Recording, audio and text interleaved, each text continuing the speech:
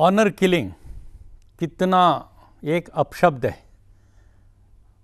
Can there be any honour in killing? मार रहे हैं आप किसी को, मौत के घाट उतार रहे हैं और उसको भी नाम आप दे रहे हैं इज्जत के लिए। इससे ज़्यादा विडंबना कोई हो नहीं सकती। इस गंदी हत्या की, इस पैशाचिक प्रवृत्ति को हम कितनी जल्दी ख़त्म कर सकें इस समाज से, इस देश से, इस दुनिया से, इस धरती से, ये एक चुनौती लेकर के आज हम विचार मंथन की इस कड़ी में आए हैं। लोकसभा टीवी के माध्यम से हम एक ज़बरदस्त अभियान चलाना चाहते हैं। एक सोशल एक्शन की तरफ हम समाज को ले जाना चाहते हैं, जहां इस प्रकार से हमारे बेटे और बेटियां, हमारे नौजवान दोस्त मौत के घाट न उतारे जाएं, इसलिए कि उन्होंने प्यार किया। प्यार जो सबसे ज़्यादा पवित्र बंधन है। प्यार से ऊंचा कोई धर्म नहीं होता, प्यार से ज़्यादा कोई ऊंची मानवीय सभ्यता नहीं होती। आज उस प्यार को इतना बदनाम कर दिया जाए और उसको इतना घृणित अपराध की कोटि में डाल दिया जाए, और उन लोगों के द्वारा जो खुद घृणा से भरे हुए हैं, लबालब भरे हुए हैं, लबरेज हैं, जिनकी कोई अपनी सत्ता नहीं है, लेकिन वो अहंकार में चूर हो करके पंचायती फैसले करते हैं, तालिबानी फैसले करते हैं। इस प्रकार का एक सामंती परिवेश ले करके वो हमारे समाज को उजाड़ने में लगे हुए हैं। आइए हम लोग आज चर्चा करेंगे जो ऑनर किलिंग के नाम पर खाप पंचायतें अपने आप को कानून बता करके, अपने आप को जज और अपने आप को पुलिस और अपने आप को जल्लाद, सारी भूमिकाओं में लाकर जिस प्रकार के काम कर रही हैं, और कुछ लोगों ने धर्म का भी ठेका ले रखा है और उसके नाम पर भी ये सब काम हो रहे हैं। देश में हो रहे हैं, कई देश के बाहर भी हो रहे हैं। आज हम सारी चीज़ों पर चर्चा करेंगे और इसको कितनी जल्दी ख़त्म किया जा सके, इसके लिए कैसे अभियान हम चला सकें इस समाज के अंदर, इस पर हम विचार करके बहुत ही एक सामाजिक क्रांति का, सामाजिक बदलाव का अभियान हम शुरू करने का अंदाज़ लेकर के आगे बढ़ते हैं। आज हमारे बीच में इस कार्यक्रम में थोड़ी गतिशीलता लाने के लिए, चिंतन की गतिशीलता लाने के लिए जो विचारक आए हुए हैं, मैं उनका परिचय कराता हूं। सबसे पहले हमारे बीच में हैं श्री बलवंत सिंह जी रामूवालिया। सरदार बलवंत सिंह रामूवालिया हमारे देश के एक प्रखर बुद्धिजीवी हैं, सामाजिक कार्यकर्ता हैं, और कितने कितने हजारों बहनों की ज़िंदगी में उन्होंने परिवर्तन ला के दिखाया।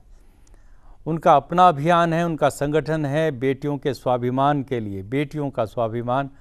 और मैं समझता हूं कि ये केवल सिख परंपरा में नहीं, मानवीय परंपरा में एक बहुत ऊंची चीज़ बलवंत सिंह रामूवालिया ने शुरू किया है। हम आपको साधुवाद भी देते हैं और यहाँ आने के लिए धन्यवाद भी देते हैं। मुझे प्रसन्नता है जी। हमारे साथ आज यहाँ पर शामिल हैं बहन जगमती सांगवान। जगमती जी जनवादी महिला समिति की, अखिल भारतीय जनवादी महिला समिति की अध्यक्षा हैं।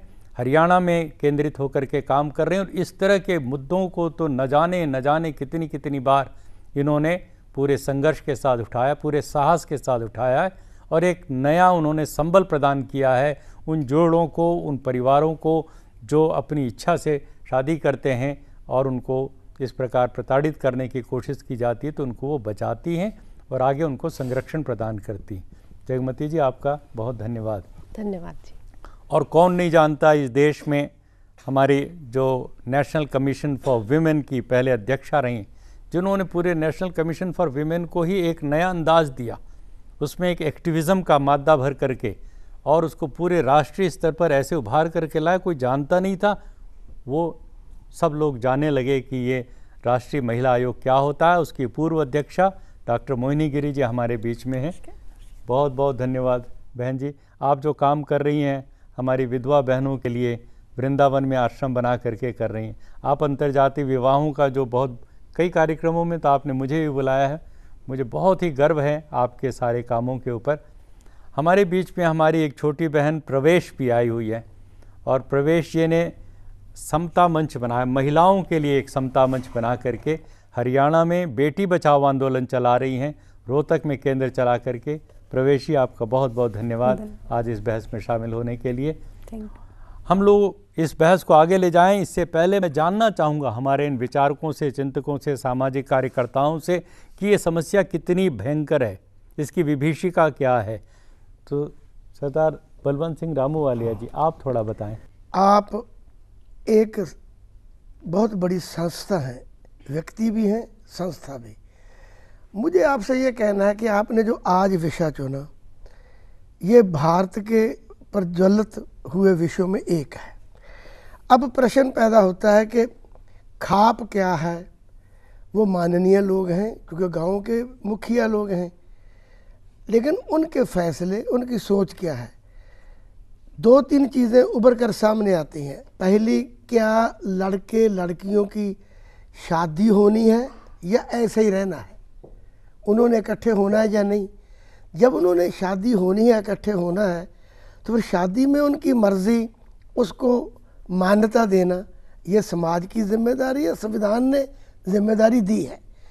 दूसरा मेरे सामने प्रश्न है कि आप रसोई में गिलास तोड़ देना, प्याली तोड़ देने की सज़ा, घूर उसको डांट सकते हैं, मगर उसका बाजू काट देना कि आपने गिलास क्यों तोड़ा। अगर बेटा बेटी शादी कर लेते हैं, एक गोत्र के भी हों, एक अंतर जाति भी हों, अंतर धर्म भी हों, उन्होंने कोई कत्ल नहीं किया, उन्होंने कोई डाका नहीं डाला, उन्होंने कोई आग लगाकर किसी को जलाया नहीं। दो व्यक्तियों ने अपना एक फैसला अपने जीवन का और सोसाइटी का कहीं उल्लंघन नहीं किया, जिससे सोसाइटी को कोई मानसिक, कोई आर्थिक बोझ पड़ा हो। और ये जो लोग कत्ल करते हैं, कत्ल का हुक्म देते हैं, ये भारतीय संविधान को चुनौती है। ये मैं 18वीं सदी छोड़िए, ये ह्यूमन राइट्स, मनुष्य अधिकारों को हनन करना है। और ये और भी मुझे ये बता दें, जो कत्ल का हुक्म देते हैं, खाप करते हैं, उन्होंने कभी दाज दहेज पर जलकर मर चुकी किसी बेटी के कातिल को सजाए मौत दिलाने के लिए 1 रुपया में 1 पैसा भी काम किया? बहुत बड़ी बात कही वो तो कभी नहीं किया। रामूवालिया जी ने कि कितना अत्याचार रोज रोज हो रहा है। हमारी बेटियों को या तो पेट में मार डाला जा रहा है, या फिर उनको दहेज के नाम पर जिंदा जलाया जा रहा है। और ये पंचायतियों को कभी भी हम कभी इकट्ठे होकर के कोई मुहिम चलाते नहीं देखते। यहाँ पर उनकी सारा पंचायतीपना आ जाता है, सारी नैतिकता एकदम से उभर करके आ जाती।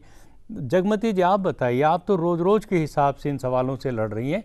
हरियाणा का समाज हम आमतौर से मानते थे बहुत ही प्रगतिशील समाज है जी। पंजाब हरियाणा, ठीक है ना, हमारे सिख गुरुओं की देन कह लीजिए, आर्य समाज और महर्षि दयानंद की विचारधारा, सब कुछ। और ये प्रगतिशील समाज कैसे इस जड़ता को, इस पिछड़ेपन में कैसे धंस गया?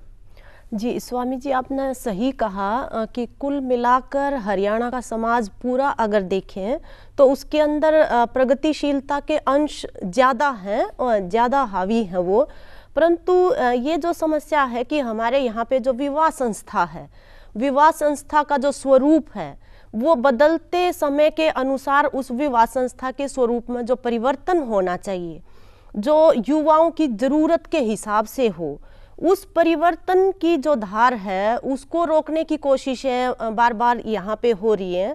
और इस मुद्दे के ऊपर मैं ये कहना चाहती हूँ कि ये जो स्वेच्छा से, अपनी पसंद से जो शादी करने के लिए जो आगे आ रहे हैं लड़के लड़कियाँ, ये वो लड़के लड़कियां हैं जो हमारी जो अर्थव्यवस्था कृषि आधारित थी, खेतीबाड़ी आधारित थी, उस पड़ाव से आगे अब रोजगार की तरफ, शिक्षा आधारित रोजगार, उसकी तरफ हमारी जो अर्थव्यवस्था है वो जाती जा रही है।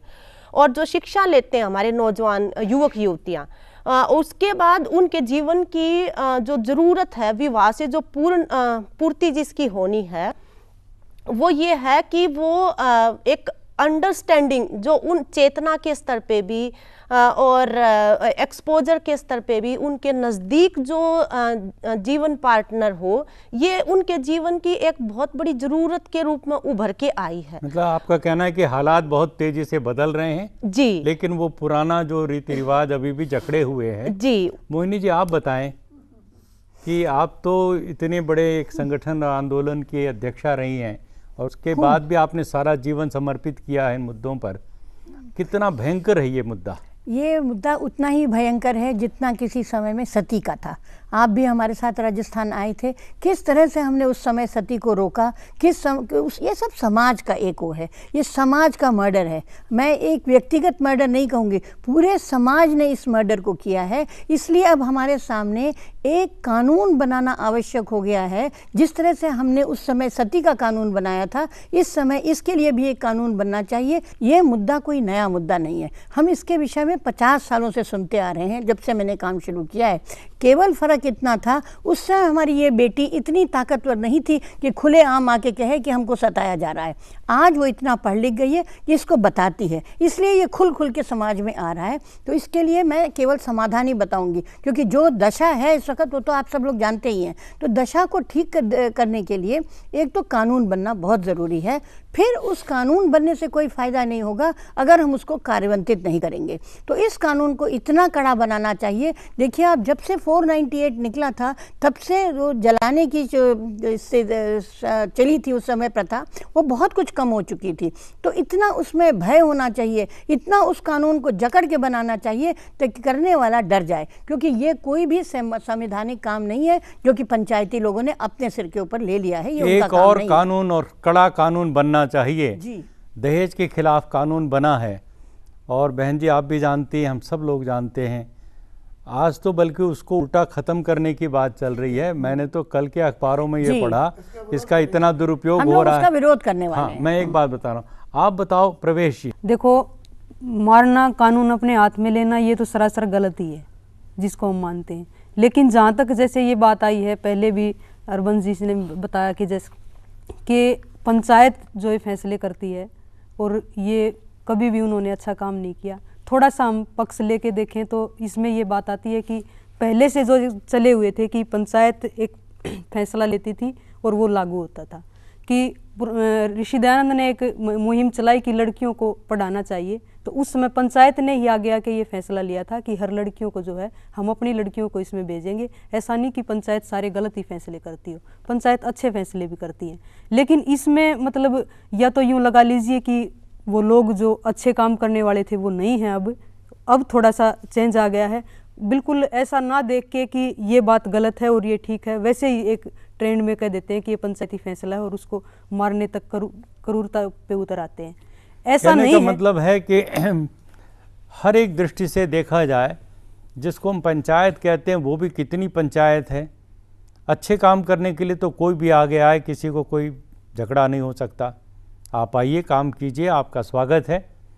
लेकिन आप अपने आप को पंचायती बता दें, अपने आप को सरदार बता दें, अपने आप को चौधरी बता दें, अपने आप को स्वयंभू चौधरी हो जाएं, स्वयंभू पंचायती हो जाएं, किसी ने चुना हो आपको, कोई वैधानिक उसके पीछे प्रक्रिया हो, कुछ भी नहीं। और उस पंचायत में क्या गांव की औरतें नहीं आती, आधा समाज नहीं आता? जो चुनी हुई पंचायतें उनमें से उनको 33% से बढ़ा के अब 50% आरक्षण दिया गया, संविधान ने मान्यता दी है। वो पंचायत तो ऐसे काम नहीं करती। ये जो अपने आप को पंचायती कहने वाले हैं वो कौन है, कहाँ से आसमान से उतर के टपके हैं? कुछ चंद चौधरी लोग आकर के कहने लगे कि हमने ये फैसला कर दिया और तुम्हें बोलने का कोई हक नहीं है। मैं समझता हूँ कि ये जो असंवैधानिक या गैर संवैधानिक प्रक्रिया एक शुरू हुई है, इसके ऊपर भी हमें सोचना बहुत ज़रूरी है। एक छोटा सा विराम लेकर हम आते हैं फिर दोबारा।